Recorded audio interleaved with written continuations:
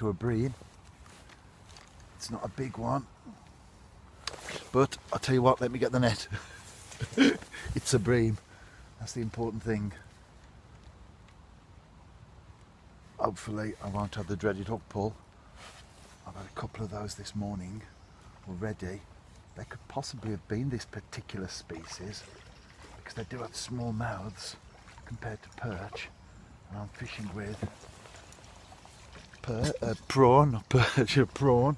I haven't woken up proper yet. Come to that in due course.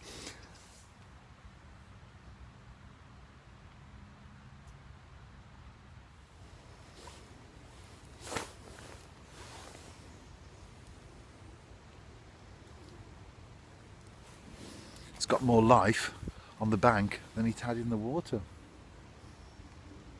There we go.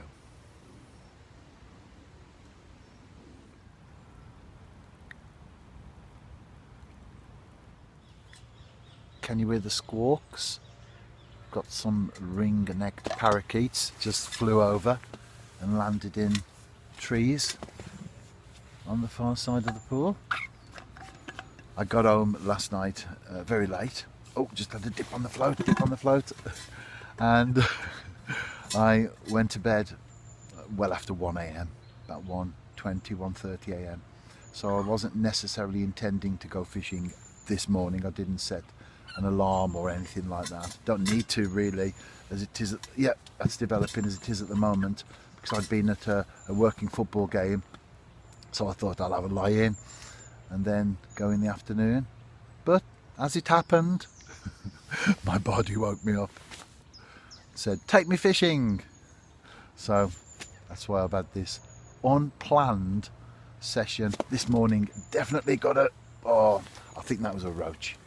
I could tell from the way the float was just bobbing away there, because I am fishing with a prawn, decent size one as well, on a size 10 hook.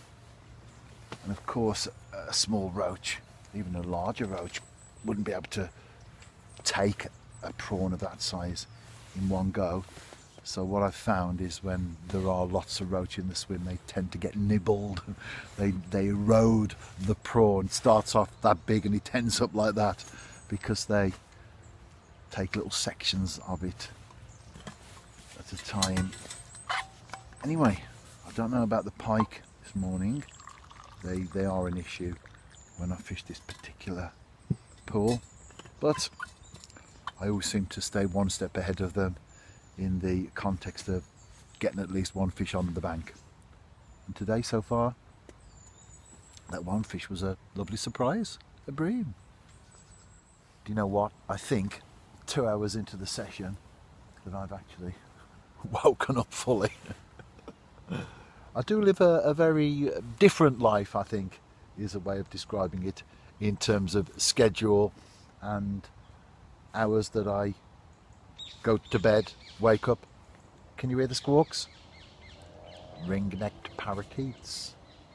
I saw 6 of those just now, flying into woodland alongside the pool. They are very common now, and I suppose they get noticed more because not only the colour, and they stand out obviously, but the fact that they are so vocal as well. There could be other birds flying over and you wouldn't even know that they're there, but they certainly announce their arrival, don't they? Ring-necked parakeets. We're waiting to get them in the garden. They are in the valley where I live, but as of yet not in the garden. I've seen them from the garden, but not in it.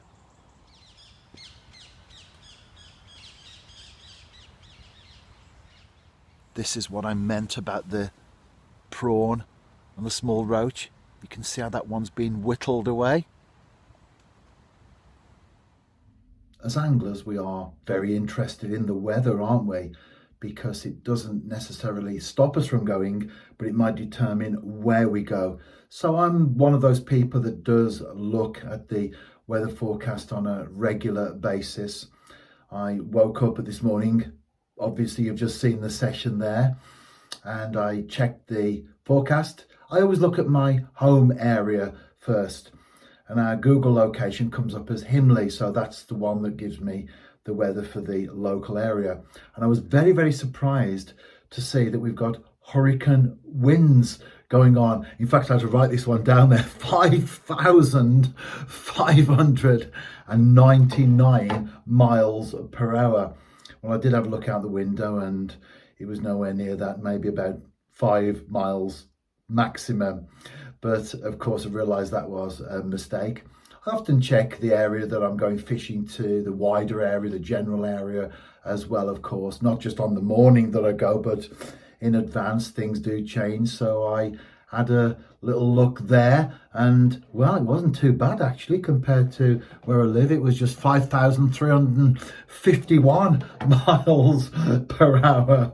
And I did realise afterwards that as I read and checked the news out for the day, that there's been a little bit of a glitch, shall we say, on the BBC website. But interesting conditions. That's Himley, Staffordshire, by the way, not Himley, Florida. Having it terrible over there, aren't they, if you've been following that?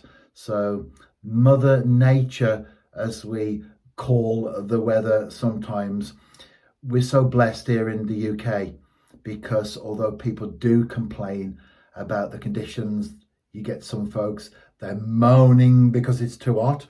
Then a day later, they're moaning because it's too cold. Then they're grumbling because there's too much rain. And then they're complaining because there's not enough rain and the gardens are drying up. We are so blessed here in the United Kingdom.